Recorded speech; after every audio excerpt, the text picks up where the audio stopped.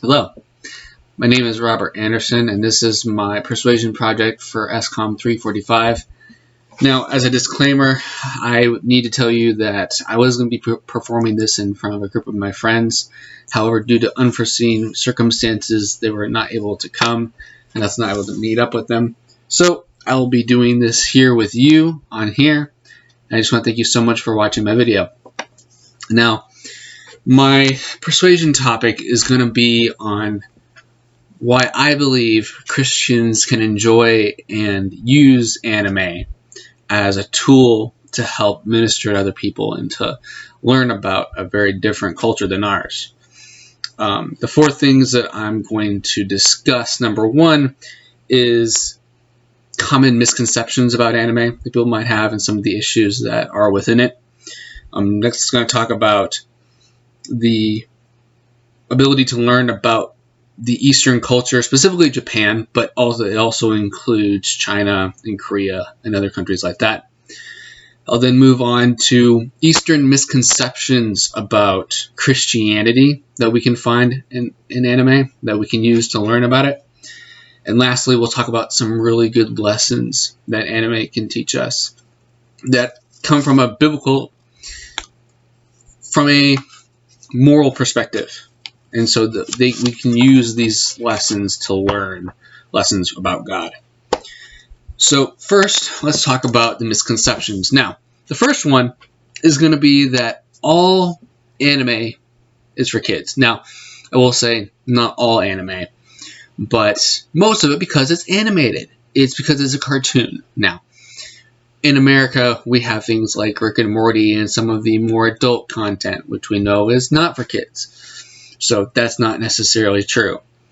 In addition, some people will say that some anime have adult content, therefore all anime is bad, which, as we know, to group everything together like that, it isn't accurate to say that it's all one thing. And I need to say that anime isn't a genre, it's a medium. It's a way of expressing a story, and so all types of stories can be told within anime, both good and bad. So it's just one of those things that you have to use your God-given conscience to say, this one's okay, that one's not. Lastly, and I have actually heard this one, is that people who watch anime have no life, which sometimes it's interesting to watch people who get really into it, and so sometimes it's true, but very, very frequently most of us are very, very normal people.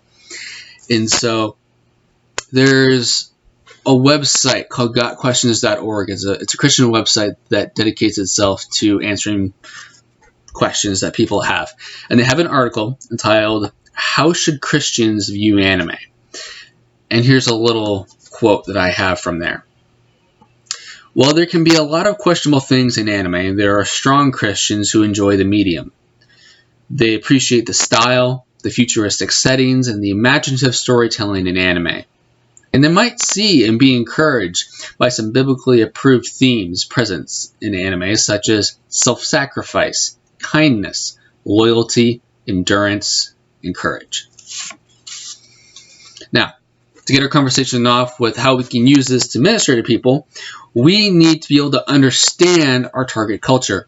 Now, it's only recently that the East has come in contact with the West, probably in the last good 20, 30, 40, 50 years, because many countries had put themselves into isolationism. They didn't want anything to do with us. And so it's only recently that we've come to understand these cultures. And so if we want to be able to minister to them, we have to understand their perspective. And one anime that I really believe helps us understand their religious ties is an anime called Noragami. It's a whole show dedicated to understanding how the Japanese view mortality and death in spirits. And so in this show, we get to see some of the major figures within Japanese religion. We get to see how they view death and what is after death. And understanding that will help us to really understand the differences between how we view life after death with God and how they view life after death with just, it's a second life. It's not good, it's not bad, it's just a second life with also more powerful bodies, I guess. But it's just different. Still in the world, but it's still spiritual as well. It's a very different concept. A great article from an organization called Anime News Network. They have an article titled "The Legend of Noragami." They say, there are tons of different kami, or gods, and not one of them have absolute authority over right and wrong. In some ways, they're closer to Greek mythology, the other religious pantheon that Western listeners are most likely familiar with. Like Zeus and company, Shinto contains anthropomorphic figures of varying prominence who are associated with different parts of the natural world: sun, the ocean, childbirth, etc. Another way that we can learn how to minister to them is by seeing that they have different ideas of even how we are. Now, we might get some misconceptions through the anime that we watch from them, but they equally have a skewed understanding of what Christians are like. A good example of this is in a show called Full Metal Alchemist. It's a show about a world where alchemy is real. It's like a science 2.0, where you combine magic with science. And so these two brothers named Edward and Alphonse, they are both adept and they want to learn, and their mother dies, and they decide, hey, it's all science, why don't we try and bring our mother back? And let's just say it didn't go well. And so the younger brother Alphonse lost his entire body, and his older brother Edward sacrificed his arm and leg to put his brother's soul into a giant suit of armor. Crazy. So they decide to go on this journey to figure out how they're going to get their bodies back. And in their journey, they come across this town called Anestris, where there is a priest who is using a ring to... It's a ring that has a special stone called a Philosopher's Stone. It's got immense power. It allows alchemy users to bypass a lot of the laws that they have to go through.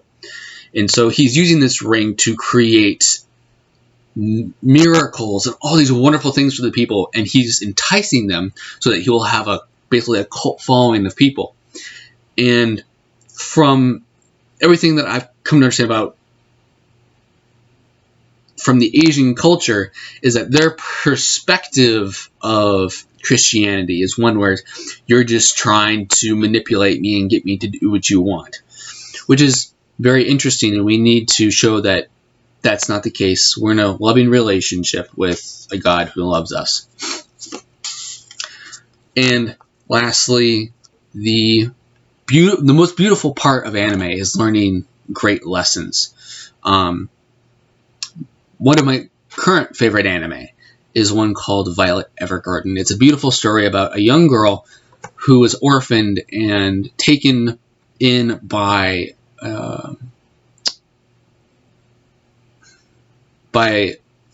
a group of soldiers and trained in battle. And she basically became an emotionless killing machine.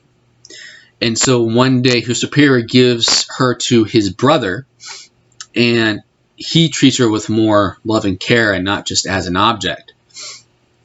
And so she begins to learn about emotions. But very soon he dies, and she loses both of her arms to try and save him. And she decides that the army lets her go, because obviously she can't do anything anymore because she's lost both of her arms. And so they fund to give her 2 robotic arms. Now, it's kind of set in a World War II era, so it's more like steampunk arms. But she decides to go work for a auto memories dog company. It's a place where people will go if they can't write or they can't read. They will go and have people write letters for them to send to other people.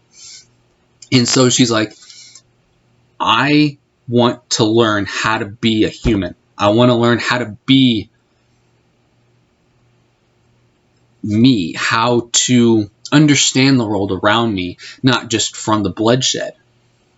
And she's, like I said, she's very emotionless. She's logical. I would say she's very much like Spock, actually. And so she's like, if I'm going to learn how to love people, I will have to therefore go to them and figure out how they do it. So she writes all of these letters for people, and she learns these lessons.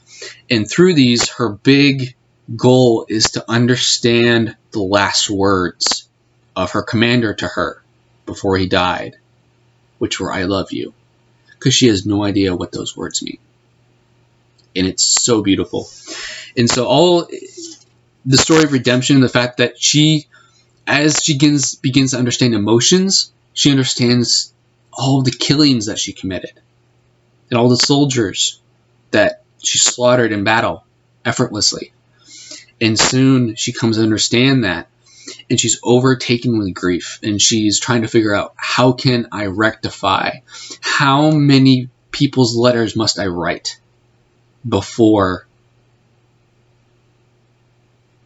I feel saved, really? And that's probably the best part of it, is learning you can't do it, but love overcomes. And so those are my main points for why I believe anime is an effective and useful tool to really be able to love on people. And so we've talked about some of the issues that obviously are anime. I will say that. But it can teach us about the Eastern culture and how they think about things.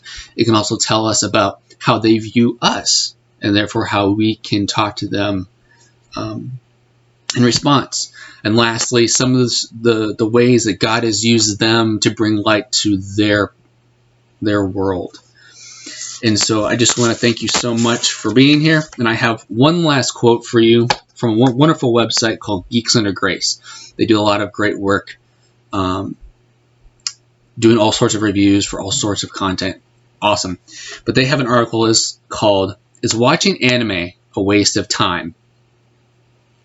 And they say, I think the most valuable way to approach anime is as a student desiring to learn. For example, you might learn more about life and the world around you by studying the cultures, religions, and philosophies presented in anime, analyzing the use of art and writing in the medium, and looking for the moral fibers that tie the story and characters together. What lessons can be learned from the anime you watch? How do the characters and plots challenge your beliefs and equip you with new perspectives of yourself, others, and the world around you? How does what you watch illustrate, perhaps in a very tangible way, the teachings of the Bible?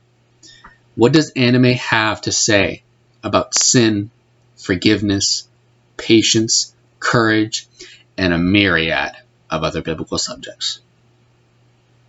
I want to thank you for spending your time with me today, and I hope that God fills you and guides you in your road in life. Have a good day.